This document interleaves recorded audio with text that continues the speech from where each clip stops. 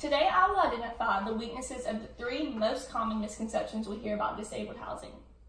So the reason I chose this topic is because I actually personally know some people who are trying to qualify for disabled housing, and I've seen and understood that the process is not easy for them.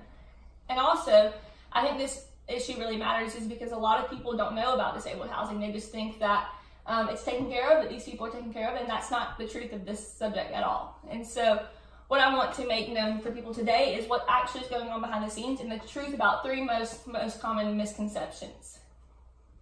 So today we're going to talk about the process is timely managed and a smooth application process, which is a lie that a lot of people believe. We're also going to talk about how people believe that the money supplied to the disabled monthly income is sufficient. And we're also going to talk about how disabled housing is not well developed and it is not stopping homelessness. So I don't think that these people have been taken care of properly, and I want to do something about it. And so the best way is to make the public known and aware of what is actually going on. So first, let's talk about the first misconception.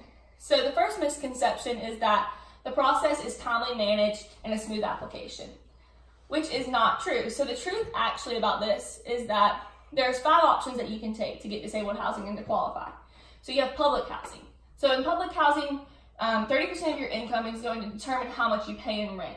So each individual is going to show their rental home what they make, and then they're going to decide from there how much they're going to pay every month. And then you have public housing. So 30% of your income is also going to determine how much you make, but whatever is left, the program pays owners the rest of that.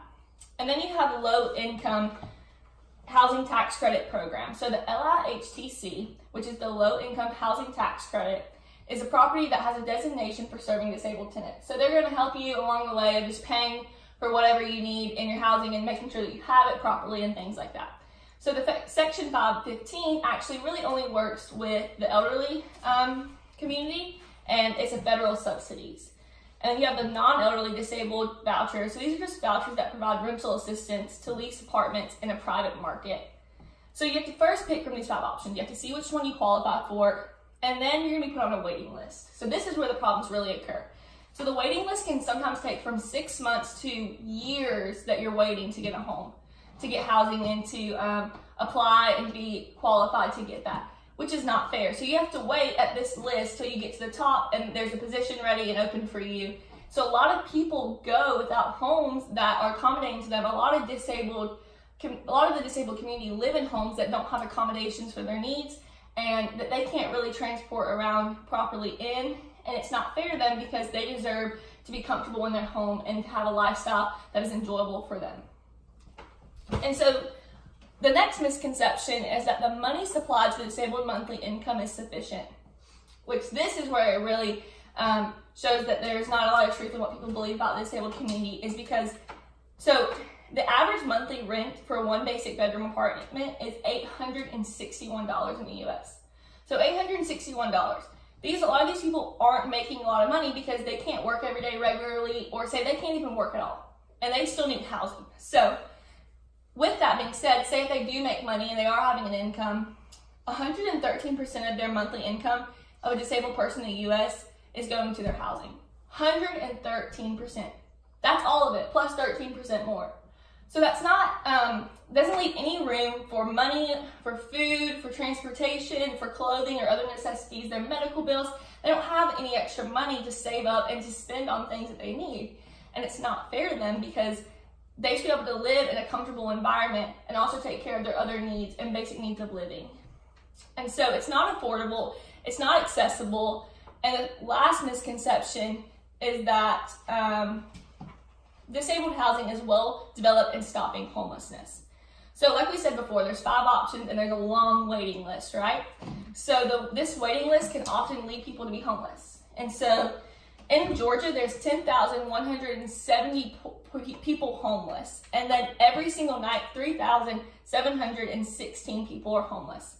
And actually, people don't know this, but more than 40% of Americans' homeless community are people with disabilities. So more than 40% of these people. So we're saying that 1 out of every 4th person is disabled and they're homeless.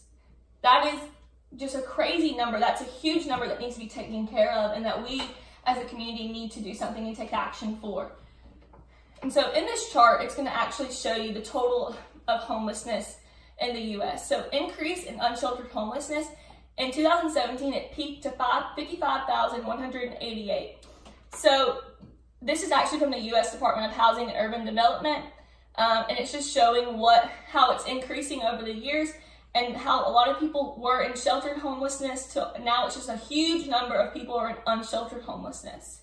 And so earlier we talked about how the truth about the income. And so it also is showing you that in the chart, the individuals receiving long-term disability payments. So in 2011, it peaked at over 680,000, and now it's starting to decrease, but still it has been recently increasing in the years, and a lot of people are actually qualifying and trying to get housing, but they can't because of these misconceptions and the truths that are not, that are just not okay, and they aren't providing for people appropriately. And so this issue matters is because these people matter, and we need to take action as a society because it's also our priority to make sure everyone around us is being well taken care of, just like we were if we were in that position.